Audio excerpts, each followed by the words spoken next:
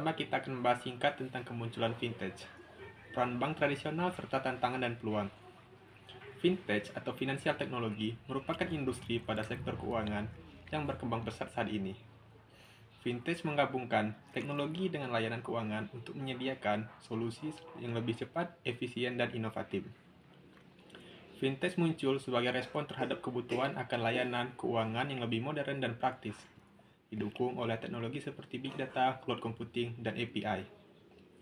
Perusahaan-perusahaan vintage ini menawarkan layanan seperti pembayaran digital, pinjaman online, dan investasi yang lebih mudah diakses oleh konsumen, baik secara global maupun lokal. Sebelum vintage hadir, bank tradisional memimpin inovasi di sektor keuangan. Beberapa inovasi utama yang dilakukan oleh bank termasuk pengenalan kartu kredit pada 1950-an dan ATM pada 1970-an, yang mengubah cara konsumen bertransaksi dan mengakses uang. Namun, perkembangan inovasi di bank cenderung lebih lambat karena struktur yang besar dan regulasi yang ketat. Meskipun begitu, bank memiliki posisi yang kuat dalam hal kepercayaan, infrastruktur, dan akses terhadap modal yang besar. Setelah vintage hadir, bank tradisional kini menghadapi tantangan besar dari vintage, terutama dalam hal kecepatan inovasi, layanan yang lebih gesit, dan pengalaman pengguna yang lebih baik. Vintage yang lebih kecil dan fleksibel mampu mengidentifikasi serta memecahkan masalah yang selama ini tidak tersentuh oleh bank.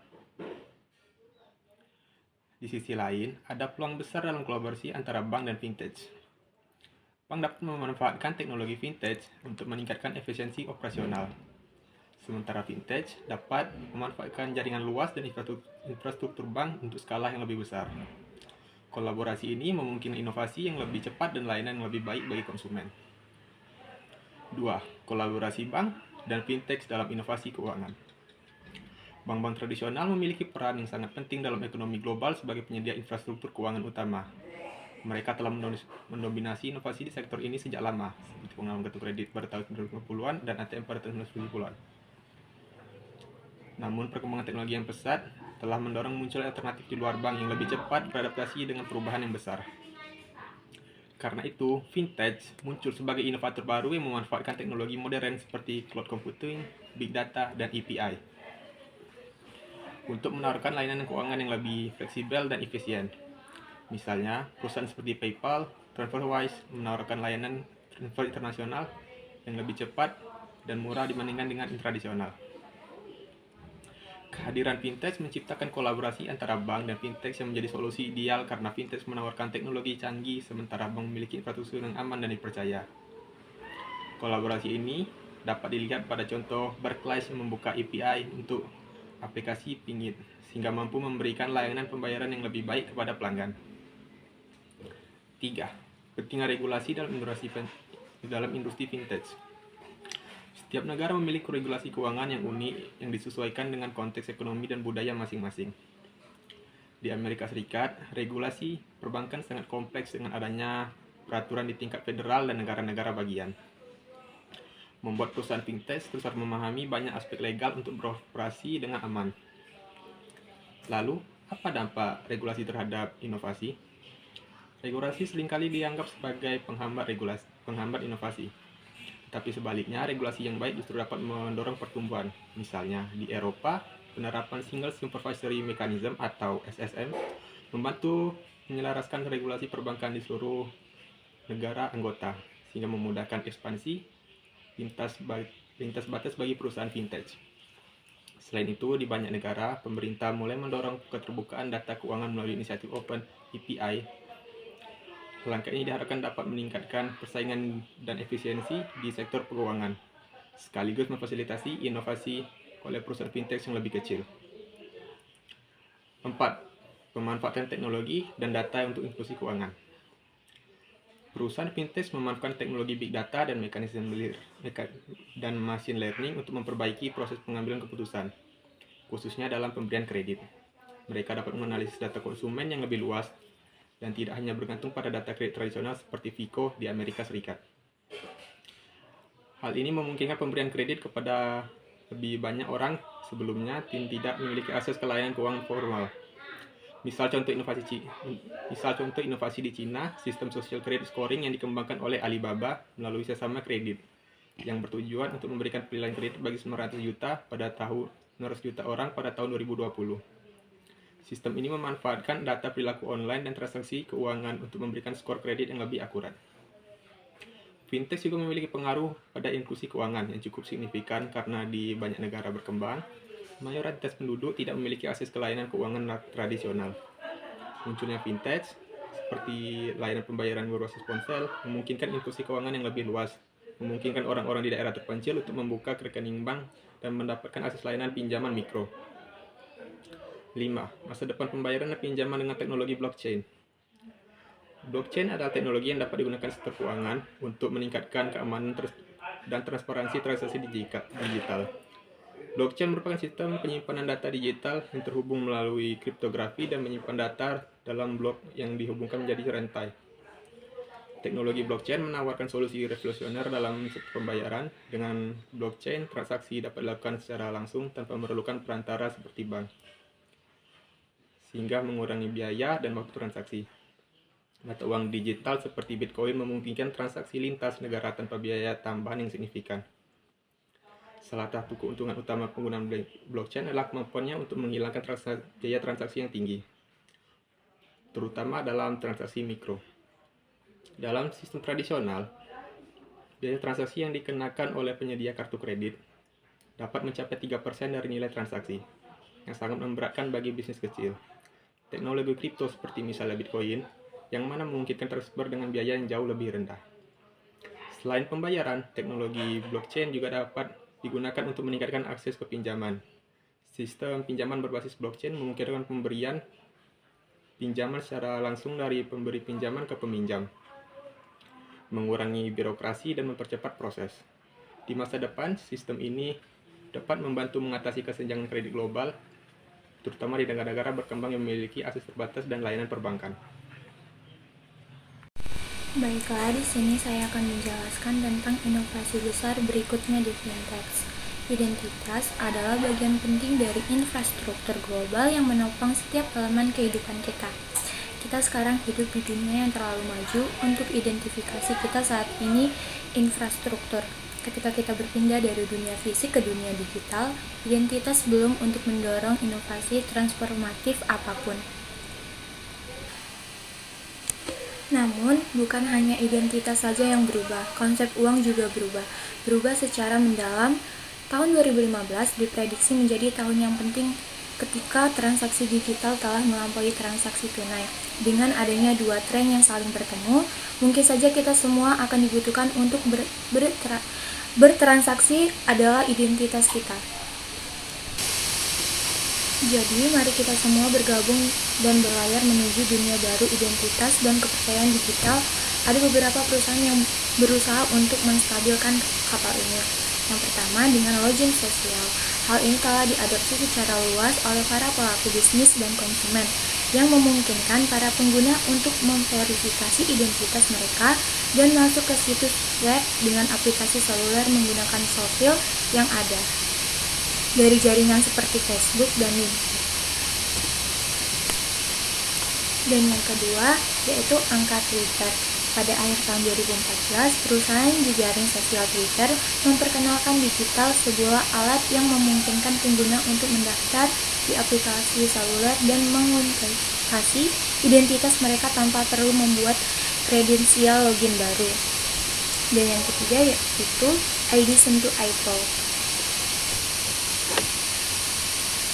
Untuk ID Sentuh iPhone diperkenalkan untuk kombinasi sidik jari biometrik, lokasi GPS, dan rekognisasi. Netscape dan 3DS di Inggris saat ini menggunakan sebagian ganti kata sandi untuk login akun, dan ini merupakan titik fokus keamanan untuk Apple Pay, menjadikan lebih dari sekedar kartu debit atau kredit dalam hal keamanan. Trullio adalah biro identitas pertama di dunia yang digerakkan oleh media sosial yang menyediakan bagian bisnis yang memiliki tingkat keamanan sekelas bank untuk langsung memverifikasi pengguna di seluruh dunia. Trullio telah menciptakan produk verifikasi identitas yang menggabungkan keduanya. One API adalah singkatan dari Application Program Interface, yaitu serangkaian rutinitas protokol dan alat untuk membangun aplikasi perangkat lunak. API menentukan bagaimana komponen perangkat lunak harus berinteraksi. Selanjutnya yaitu ada raksasa teknologi menjadi bank non-bank. Pada bulan Maret 2015, level 39, ruang akselerator keuangan terbesar di Eropa, Intel, keamanan siber, dan teknologi kota masa depan yang berbasis di Canary Wharf di London, merayakan ulang tahunnya yang kedua. Ini memberikan kami kesempatan besar untuk mengambil apa yang telah kita pelajari selama 2 tahun sebelumnya dan menantikannya masa depan fintech. Kami membuat beberapa prediksi, dan yang paling menggoda adalah raksasa media sosial Facebook. Jika mereka memilih untuk melakukan hal tersebut, bisa menjadi bank non-bank. Bagi sebagian orang, Facebook menjadi pemain layanan keuangan utama yang mampu menyaingi raksasa saat ini. Mungkin merupakan pernyataan yang aneh, namun jika kita menelusuri beberapa alasan di baliknya, beberapa kemungkinan yang menarik dan benar-benar mengganggu bagi sektor fintech secara keseluruhan mulai muncul. Luasnya ambisi Facebook dalam layanan keuangan baru mulai terlihat, tetapi yang jelas adalah keuntungan disruptif fenomenal yang akan dimiliki Facebook jika memiliki untuk memasuki sektor ini sepenuhnya. Jika ditangani dengan baik dan dengan transparansi yang meyakinkan, langkah serius ke dalam layanan keuangan dapat benar-benar menyenangkan komunitas mereka. Selanjutnya yaitu desain tidak lagi menjadi sebuah opsi pengalaman pengguna UX dalam fintech. Desain sebelumnya merupakan renungan di sektor jasa keuangan. Namun hal ini telah berubah sepenuhnya karena layanan keuangan bersaing dengan yang paling terkenal merek konsumen untuk pelanggan. Desain yang paling penting secara strategis dan juga menyediakan pedoman untuk pengalaman pengguna UX yang baik di fintech. Desain UX sama dengan uang banyak. Perubahan desain tombol meningkatkan pendapatan tahunan pengecer online sebesar $300 juta. Pertama, Expedia meningkatkan laba sebesar $12 juta dengan mengubah desain proses pendaftaran mereka. Kedua, dan laporan terbaru dan perusahaan modal Ventura Kleiner Virgin.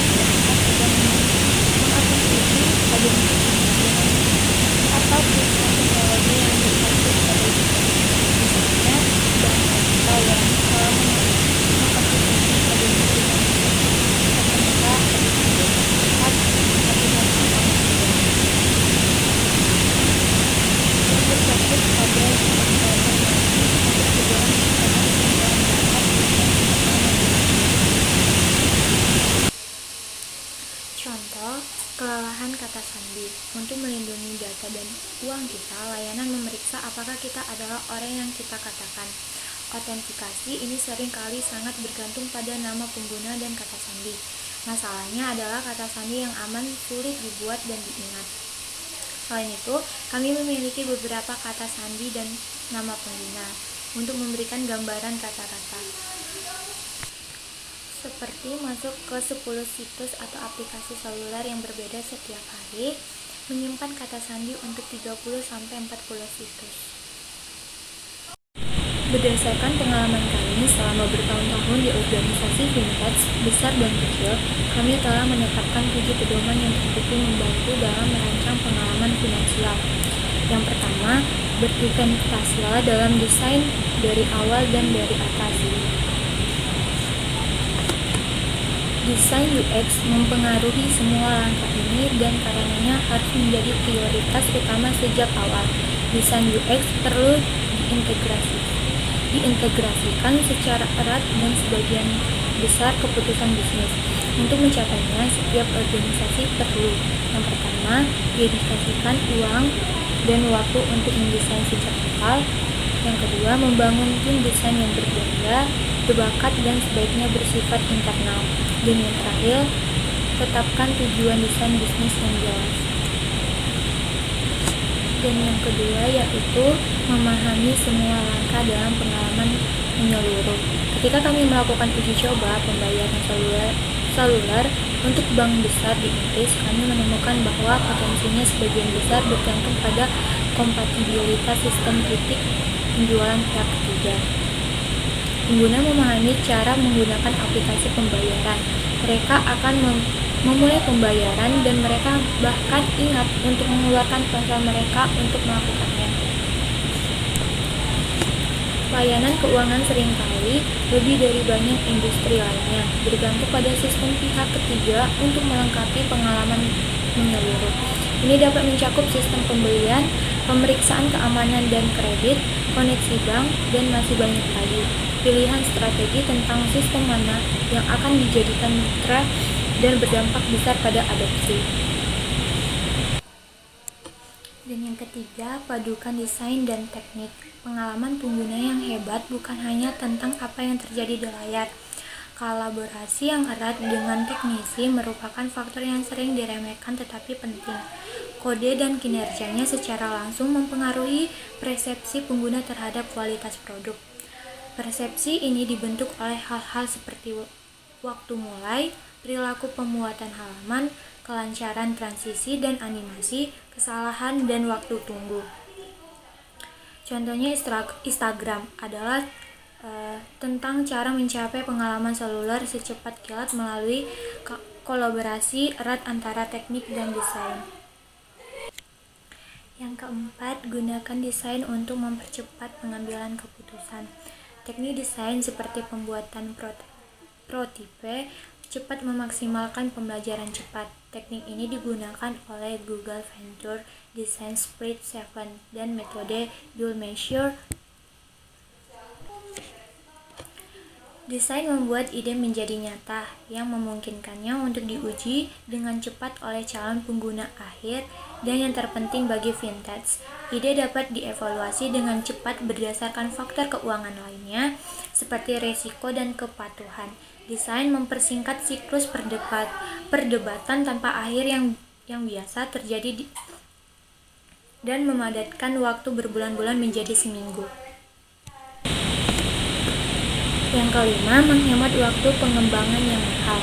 Para desainer dan teknisi di perusahaan rintisan fintech seluler yang berpusat di London, Albert mengulangi beberapa kali desain alur pendaftaran untuk aplikasi seluler kami. Mereka merancang layar, menyatukannya dalam bentuk prototipe, dan mengujinya dengan beberapa orang. Apa yang awalnya berupa alur 11 layar disederhanakan menjadi 6 layar. Sebagian besar layar mengikuti tata letak yang sama. Hal ini tidak hanya menghasilkan pengalaman yang jauh lebih sederhana, tetapi juga siklus pengembangan yang jauh lebih cepat. Pertama, tim pengembangan perlu menerapkan lebih sedikit layar dan kasus kesalahan. Yang kedua, layar mengikuti tata letak layar yang serupa yang memungkinkan pengguna kembali kode. Yang keenam, bertujuan pada kesederhanaan seperti Albert dengan tingkatan kepercayaan yang tinggi. Aplikasi keuangan seluler ada di telepon yang sama dengan aplikasi sejenis Amber di Instagram. Pengguna membandingkan aplikasi keuangan dengan aplikasi konsumen ini, atau bukan hanya dengan layanan keuangan lainnya. Selain itu, aplikasi keuangan perlu membangun kepercayaan ekstra. Kehilangan foto memang menyebalkan, tetapi kebocoran data keuangan adalah bencana. Pengalaman vintage seharusnya memiliki kesederhanaan seperti pengalaman konsumen lainnya, tetapi dengan perhatian ekstra yang ditunjukkan pada keamanan dan membangun kepercayaan. Ada banyak cara untuk melakukannya, seperti jelaskan langkah-langkah keamanan. Alat keuangan pribadi NIT adalah salah satu yang pertama. Memulai dengan menjelaskan secara jelas dan terbuka kepada pengguna mengenai mekanisme enkripsi yang telah diterapkan untuk menjamin keamanan data. Selanjutnya, seperti orang lupa kata sandi, hal ini bisa saja terjadi. Pastikan proses untuk mengatur ulang kata sandi mereka menjadi bagian terpadu dan sederhana dari keseluruhan pengalaman. Hal ini tidak boleh menjadi renungan belakangan. Selanjutnya, biarkan pengguna mengontrol kapan data sensitif ditampilkan. Sebuah terobosan baru dalam bidang seluler, fitur pembayaran yang kami kembangkan menghasilkan kode akses bagi pengguna untuk dimasukkan ke ATM. Pengujian penggunaan yang cepat menunjukkan bahwa orang-orang khawatir bahwa orang lain dapat membaca kode pada layar ponsel. Dan yang terakhir, yaitu Maya atau paling canggih namun dapat diterima. Teknologi baru sering kali memperkenalkan cara baru dalam berinteraksi dengan data. Ini bisa jadi keren dan unik, tetapi juga merasakan. Semakin dekat desain dengan apa yang diketahui pengguna, semakin mudah membangun kepercayaan. Dan yang terakhir, hal-hal yang menarik mengurangi kesalahan. Estetika yang baik tidak hanya akan memiliki daya tarik yang lebih tinggi, tetapi juga manfaat fungsional dan biaya. Peneliti Jepang dan Israel mengembangkan dua bentuk mesin ATM. Mesin ATM yang memungkinkan kita mengambil uang dan melakukan tugas perbankan sederhana. Kedua bentuk tersebut identik dengan hal fungsi, jumlah tombol, dan cara kerjanya. Tetapi yang satu memiliki tombol dan layar yang ditata secara menarik, yang lain tidak menarik. Para peneliti menemukan bahwa yang menarik lebih mudah digunakan. Kesimpulan, kami telah membahas 7 pedoman yang membahas UX dalam kaitannya dengan vintage. Pilihan desain pada berbagai tingkatan mempengaruhi adopsi pengguna, kepercayaan, kepuasan pelanggan, dan pada akhirnya pendapatan. Kami telah berhasil mengadopsi pedoman ini untuk menciptakan hubungan terpercaya antara pengguna dan produk, dan berharap pedoman ini memicu percakapan untuk memajukan peran UX di vintage. Baiklah, di sini saya akan menjelaskan chapter 3 mengenai pusat teknologi. Nah, pada bagian ini memberikan gambaran umum tentang hubungan fintech saat ini yang akan datang, tempat di mana ekosistem fintech dikatalisasi dan berkembang Nah, pada bab ini saya akan memberikan contoh dunia nyata tentang persyaratan penting untuk pendirinya pusat-pusat fintech di seluruh dunia. Nah, di sini juga saya akan memberitahu pusat-pusat fintech yang sudah mapan seperti London, yang mendiskusikan kondisi yang mendukung fintech di Perancis dan memeriksa Belanda sebagai ekosistem fintech yang terintegrasi. Selain itu, saya juga akan mengulas berbagai negara yang berkembang di bidang fintech seperti Luxembourg, Austria, India, Singapura yang masing-masing memiliki karakteristik unik untuk menjadikannya sebagai pelopor potensial di bidang fintech atau finansial teknologi. Yang pertama yaitu mengenai membina komunitas TechFin baru. Pada hal ini, membina komunitas TechFin baru menekankan pentingnya kolaborasi antara berbagai pemangku kepentingan termasuk pengusaha, ilmuwan komputer, investor, dan pemerintah untuk mendorong inovasi dalam sektor keuangan. Teknologi layanan keuangan telah ada dalam beberapa dekade, tetapi saat ini muncul model bisnis baru dan pengalaman yang mengganggu status quo atau klaster fintech dapat mempercepat transformasi dan pertumbuhan di sektor keuangan, serta membantu mengatasi tantangan yang ada. Identifikasi cara terbaik untuk merangsang klaster ini menjadi agenda penting untuk di masa depan industri. Nah, selain itu, pembuat kebijakan diharapkan membuka dialog dengan komunitas fintech dan menyediakan ruang bagi perusahaan perintisan untuk berkembang. London dan New York telah menjadi pusat fintech global, dan komunitas startup di kota lain dapat belajar dari kesuksesan ini untuk menciptakan pusat fintech tersebut. Pada pembahasan yang kedua yaitu mengenai pelajaran dari seorang pemimpin atau lessons from a leader. Padahal ini memiliki satu pertanyaan, yaitu mengapa London dilobatkan sebagai pusat fintech paling sukses di Eropa pada tahun 2015 dan menjadi contoh utama untuk pengembang sektor lain di masa depan.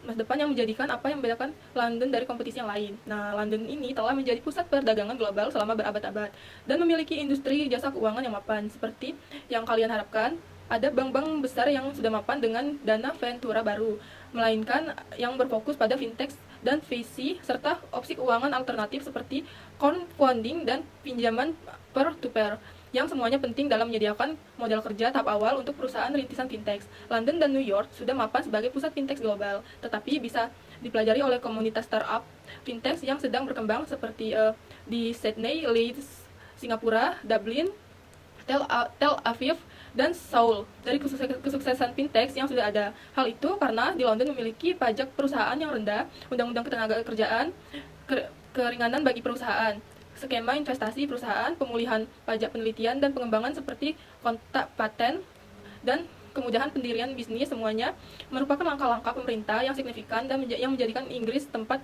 yang menguntungkan investor talenta multidisiplin dan multinasional. Ada di kota ini. Alasan London ada banyak sekali talenta yang tersedia, tidak hanya disediakan oleh banking pengalaman yang ingin pindah ke klaster fintech yang sedang naik daun, tetapi juga budaya, inovasi teknologi yang berkembang pesat yang disampaikan oleh klub kode dan pengembang bawah tanah. Hal ini ditambah dengan beberapa institusi pendidikan yang terkemuka di dunia seperti University College London, yang Imperial College yang berfungsi sebagai barang studi akademik dan spesialis teknologi, Institute Open Data, dan program ilmu komputer terhubung dengan program magang di komunitas startup.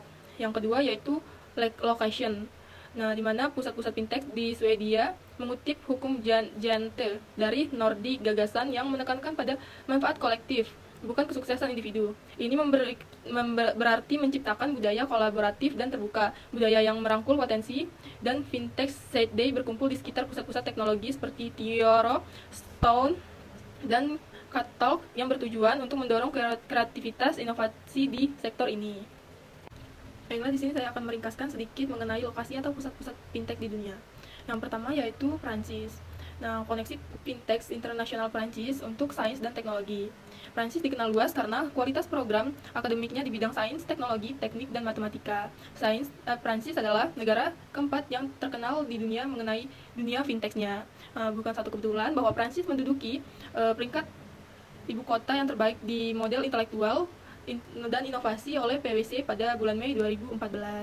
Nah, baiklah, di suap ini menjelaskan mengenai yang pertama, lingkungan kewirausahaan, investasi, dan pajak Prancis. Yang kedua itu lingkungan regulasi Prancis untuk layanan keuangan yang inovatif. Yang ketiga yaitu bisnis strategi dan posisi geografis Prancis. Nah, di Prancis ini juga memiliki atas dasar semua faktor positif. Nah, yang menunjukkan kepada dunia bahwa fintech berkembang pesat di Prancis. 45% akhir Juni 2015 dan masih terus bertambah. Pengusaha fintech Prancis bergabung untuk membentuk sebuah badan menunjukkan bahwa fintech telah menjadi topik utama dalam agenda politik Prancis. Peluncuran fintech Prancis mendapat dukungan ganda dari sekretaris. Yang kedua yaitu menuju perjalanan ekosistem fintech terintegrasi Belanda pada tahun 2014. Fintech di Belanda masih belum berkembang seperti kebanyakan negara lainnya di benua Eropa. Hanya sekelompok kecil profesional keuangan yang terhubung dengan baik secara internasional yang tahu tentang hal baru yang disebut fintech ini.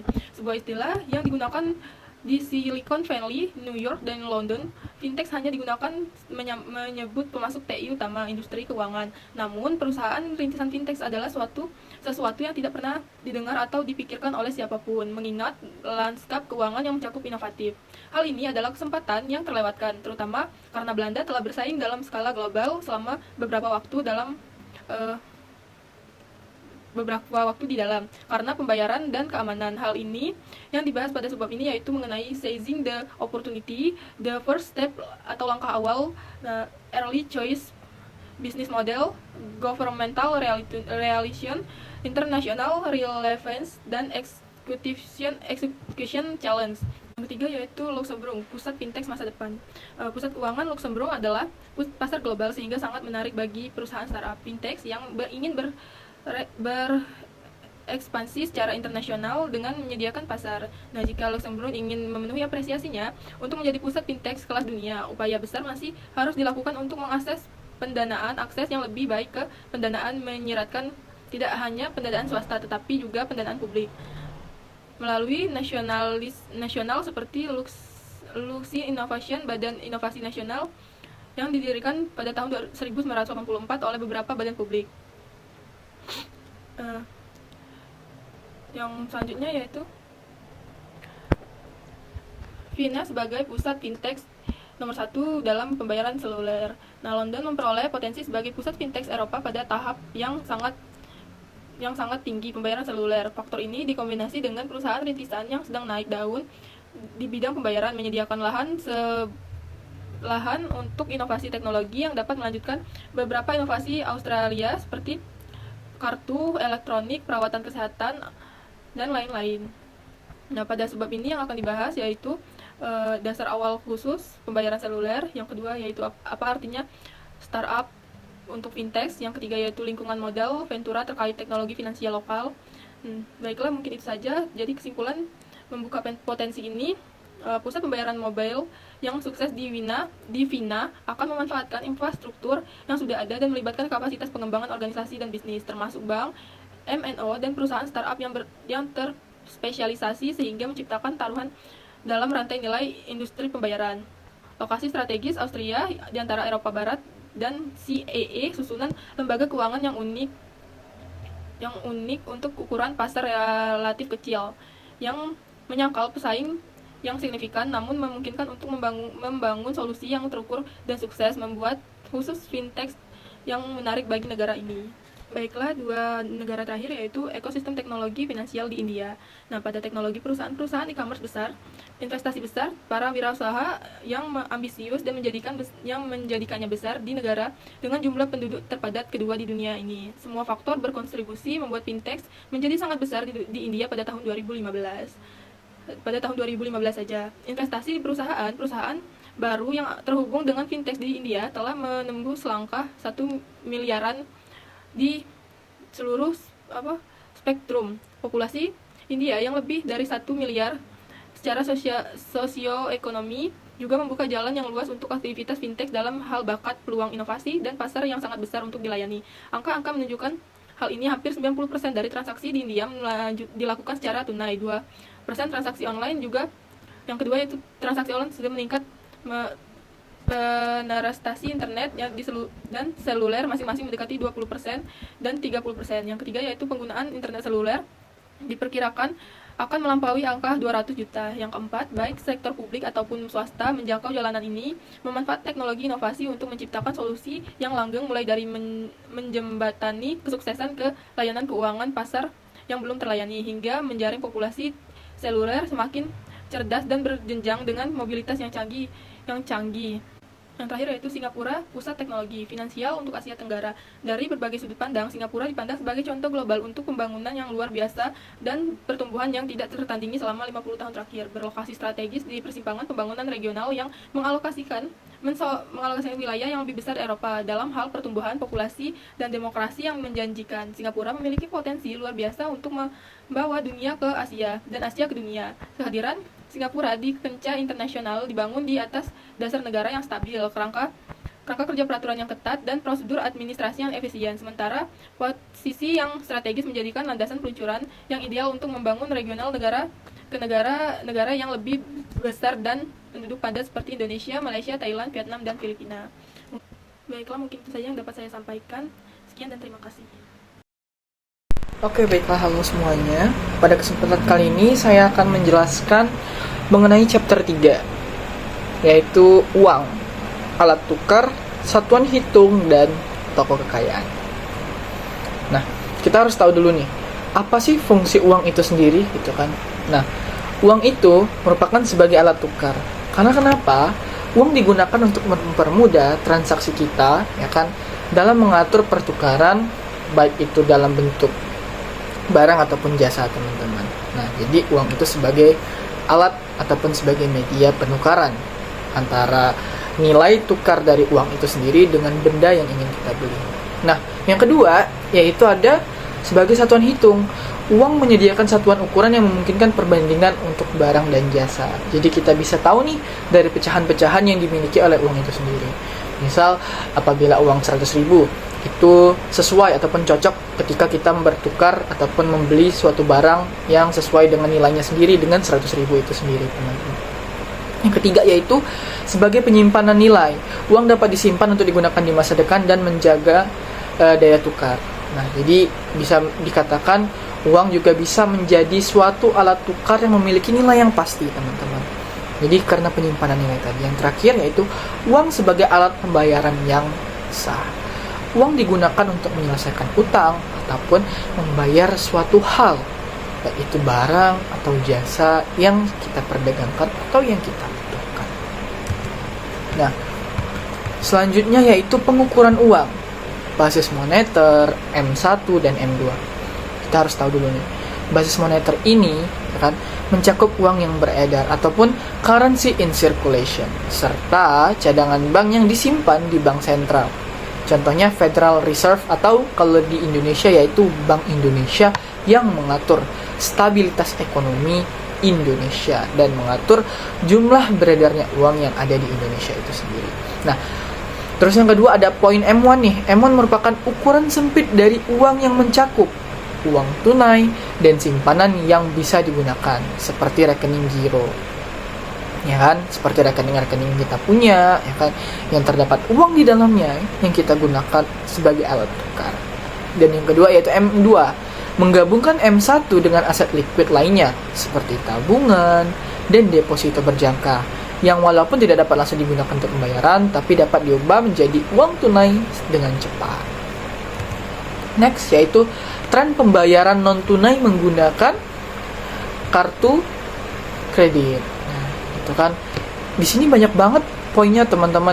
Kita bisa lihat juga di sini poin-poinnya, ya kan, meningkatnya penggunaan tren pembayaran non tunai ini menggunakan kartu kredit ini, gitu kan. Itu lebih fleksibel. Jadi nggak perlu takut membawa uang sebanyak apapun, ya kan, setebal apapun. Jadi lebih hemat ruangan ataupun hemat untuk dompet kita sehingga memudahkan fleksibilitas dalam metode pembayaran itu sendiri.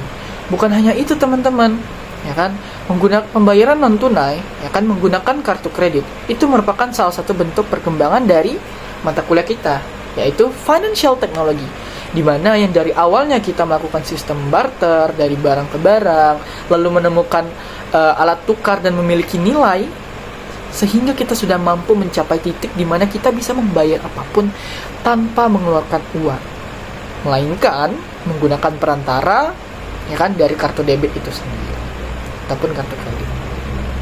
Nah, selanjutnya yaitu adalah aplikasi fintech. Aplikasi fintech ini banyak banget, teman-teman. Yang pertama itu ada dompet digital. Seperti yang kita ketahui, kita sering menggunakan dompet digital, teman-teman.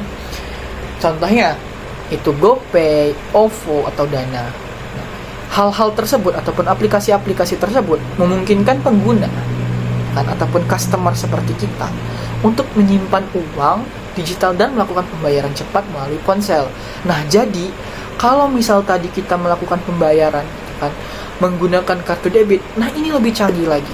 Perkembangan fintech memang sangat pesat ya, dimana juga ada perkembangan teknologi ataupun ya kan teknologi 5.0 gitu kan, dan tentunya kita manusia ataupun kita yang selalu berinovasi lewat teknologi-teknologi ini.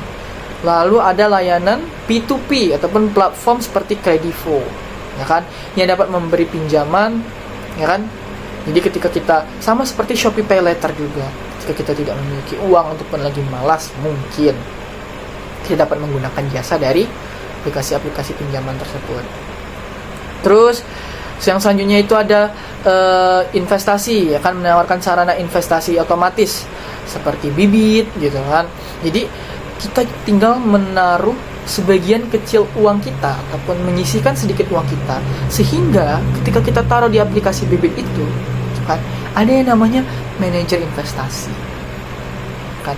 Manajer investasi itulah yang mengatur ataupun sebagai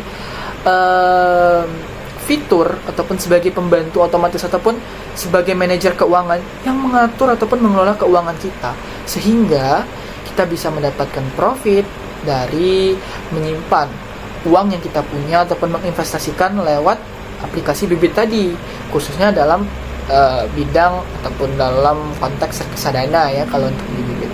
Nah, yang terakhir yaitu insurance, mengotomatisasi layanan asuransi.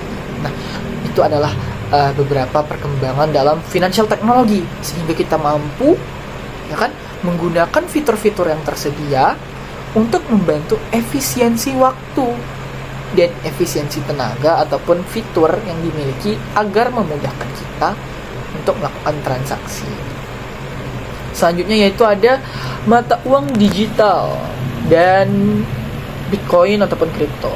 Nah, cryptocurrency ini merupakan aset digital, teman-teman, ya kan, yang bisa dibilang ataupun kita ibaratkan sebagai emasnya dalam dunia maya.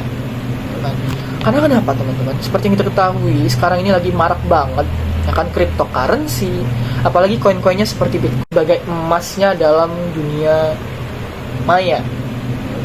Karena kenapa, teman-teman? Seperti yang kita ketahui, sekarang ini lagi marak banget, ya kan, cryptocurrency, apalagi koin-koinnya seperti Bitcoin, ya kan. Itu merupakan salah satu bentuk perkembangan dari fintech itu juga. Yang awalnya kita hanya investasi lewat emas, ya kan, investasi lewat surat-surat hutang, obligasi ataupun surat-surat fisik lainnya. Tapi sekarang kita bisa merasakan manfaat dari digitalisasi keuangan itu sendiri. Dari saham, reksadana, obligasi, ya kan, itu berkembang lagi menjadi cryptocurrency ataupun suatu aset digital, ya kan, yang mampu menambah sendiri nilai pasarnya karena pasarnya fluktuatif ataupun bergerak secara cepat, bisa naik banget, bisa turun banget. Nah, mungkin sekilas itu adalah rangkuman dari bab 3 terkait uang, ya kan, uang sebagai alat tukar, satuan hitung dan pokok kekayaan. Kan secara singkat, jadi uang itu sudah berkembang, yang dari awalnya hanya bentuk fisik selebaran saja gitu kan, yang biasa kita gunakan sebagai alat tukar, tetapi sekarang bisa kita gunakan, bisa kita nikmati, dan bisa kita manfaatkan fitur-fitur yang tersedia dari perkembangan fintech tadi. Bahkan kita juga bisa menaruh aset dan investasi kan secara digital, sehingga ya kan, kita tidak perlu repot-repot lagi untuk membawa ataupun khawatir dengan aset yang kita punya. Tetapi ada juga risiko dari perkembangan teknologi ini, kan? Kita harus mempelajari juga sistematika perkembangannya seperti apa, terus fluktuasi pasarnya seperti apa, gitu kan? Cara berinvestasi yang benar dan tepat itu seperti apa, sehingga perkembangan yang terjadi di dalam dunia financial technology ini mampu kita ambil manfaatnya, dan kita mampu berinovasi serta memanfaatkan sumber-sumber yang tersedia untuk kita manfaatkan, ya kan, demi perkembangan kan financial kita sendiri. Mungkin itu saja dari chapter 3 yang telah kita bahas secara singkat terkait uang sebagai alat tukar, satuan hitung, dan toko kekayaan. Baiknya, selanjutnya yaitu finansial lembaga. Nah, ketidakseimbangan informasi, bahaya moral, dan seleksi merugikan. Nah, pada sebagian besar produk keuangan, biasanya terdapat ketidakseimbangan dalam tingkat pemahaman tentang kemungkinan keberhasilan transaksi. pada transaksi tertentu. Nah, ini biasanya peminjaman akan mengetahui lebih banyak tentang bisnis mereka dan kemungkinan mereka ini untuk membayar kembali pinjaman daripada yang diketahui oleh pemberi pinjaman. Pinjaman perorangan. Nah, asimetri informasi ini merugikan seseorang. Jika asimetri informasi ini terjadi sebelum transaksi terjadi, hal itu dapat menyebabkan situasi yang disebut seleksi yang merugikan. Nah, berikut ini adalah beberapa faktor kunci yang menjelaskan pentingnya manajemen keuangan. Yang pertama itu ada intermediasi. Nah, intermediasi individu dan bisnis yang memiliki kelebihan dana berusaha untuk mendapatkan keuntungan pengembalian dana tersebut, dan peminjaman perlu mengumpulkan dana untuk berbagi tujuan. Nah, bank ini berperan dalam memenuhi kebutuhan tersebut. Nah, yang kedua ada intermediasi. Ini juga memiliki dimensi waktu. Para deposan mungkin ingin menarik dana kapan saja karena berbagai alasan. Sedangkan pinjaman biasanya memiliki jatuh tempo yang tetap. Bank menyediakan fungsi untuk memenuhi kebutuhan kedua kelompok. Yang ketiga yaitu pelanggan. Diversifikasi tanpa perantara keuangan, investor, terutama mereka yang memiliki dana dalam jumlah kecil, akan kesulitan mengurangi risiko mereka. Nah, dengan melakukan diversifikasi ke berbagai aset, bank modern menawarkan berbagai macam produk di supermarket keuangan. Efisiensi informasi dan kontrak. Bank dapat mempekerjakan dan melatih spesialis untuk melakukan uji tuntas yang diperlukan untuk mengevaluasi investasi dan untuk membuat kontrak yang lebih efektif. Nah, individu tidak mungkin mengembangkan keterampilan ini sendiri. Pembayaran yang diperkirakan 95% uang tunai saat ini ada dalam bentuk elektronik di lembaga keuangan. Hal ini membuktikan pusat transfer pembayaran dan penyimpanan catatan keamanan. Daripada menyimpan uang tunai di kasur. Nah, selanjutnya yaitu sekuritisasi aset. Nah, sekuritisasi ini adalah penggabungan sejumlah besar pinjaman dan penjualan paket yang dihasilkan untuk investor. Bentuk sekuritisasi ini yang paling populer adalah ada hipotek, tetapi aset lainnya seperti pinjaman mobil, pinjaman mahasiswa, dan piutang kartu kredit. Juga disekuritisasi sekuritas yang didukung hipotek umum adalah hipotek. Nah, selanjutnya itu ada serikat kredit. Nah, serikat kredit ini memberikan pinjaman konsumen kepada komunitas pengguna.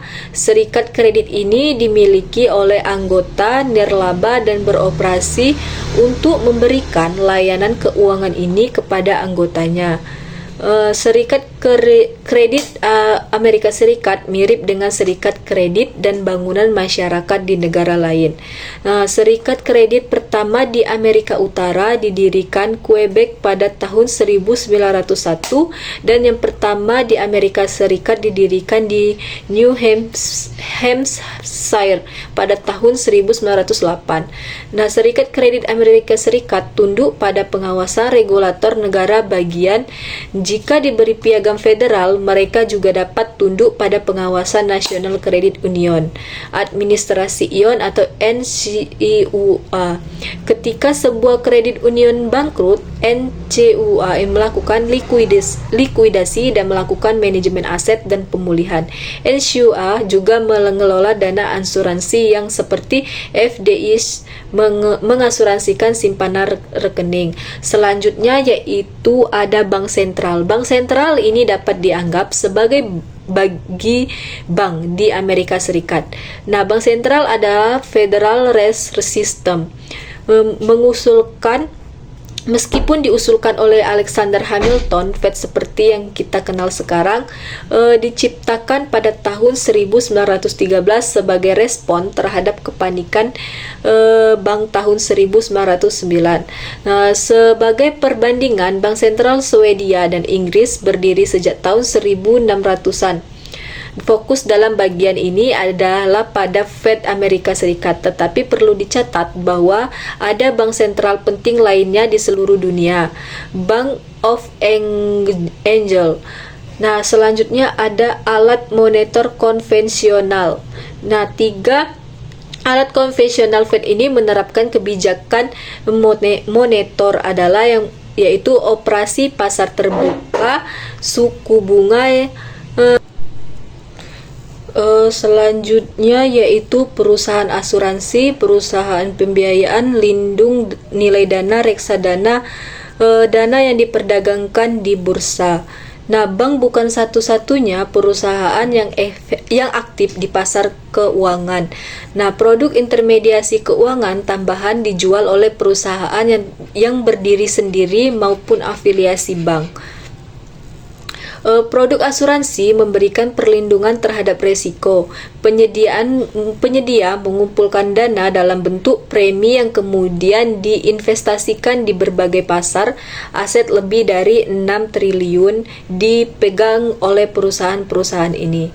Nah, perusahaan-perusahaan keuangan memberikan pinjaman kepada konsumen dan usaha kecil untuk pembelian produk seperti furnitur, rumah, dan mobil.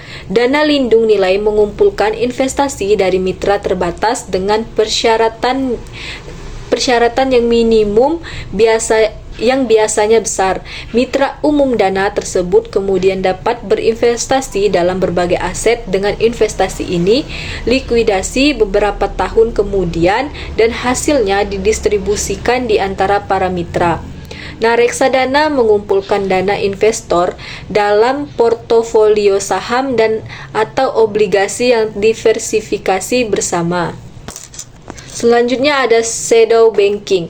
Perantara keuangan lainnya, ada beberapa jenis layanan keuangan lain yang menyediakan pembiayaan di luar modalitas tradisional dan saat ini tidak berada dalam cakupan regulasi federal. Faktanya, peningkatan regulasi produk dan pasar keuangan telah menjadi kontributor utama bagi perkembangannya. Produk pembiayaan non-bank ini dilakukan oleh kelompok peserta, diantaranya ada bank investasi, terus ada pemberi pinjaman, ada hipotek dana pasar uang, perusahaan asuransi, dana lindung nilai dana, terus ekuitas swasta, dan pemberi pinjaman gaji. Lalu selanjutnya ada inovasi histori di lembaga keuangan besar. Munculnya shadow banking hanyalah manifestasi terbaru dari inovasi di bidang keuangan. Banyak produk vintage yang termasuk dalam klasifikasi ini dan gelombang disruptif vintage saat ini dapat diperdebatkan sebagai kekuatan yang paling signifikan dan luas jangkauannya bagi inovasi di pasar, instrumen, dan lembaga keuangan. Beberapa komentator memandang struktur perbankan lama sebagai sesuatu yang statis dan tidak dapat diubah.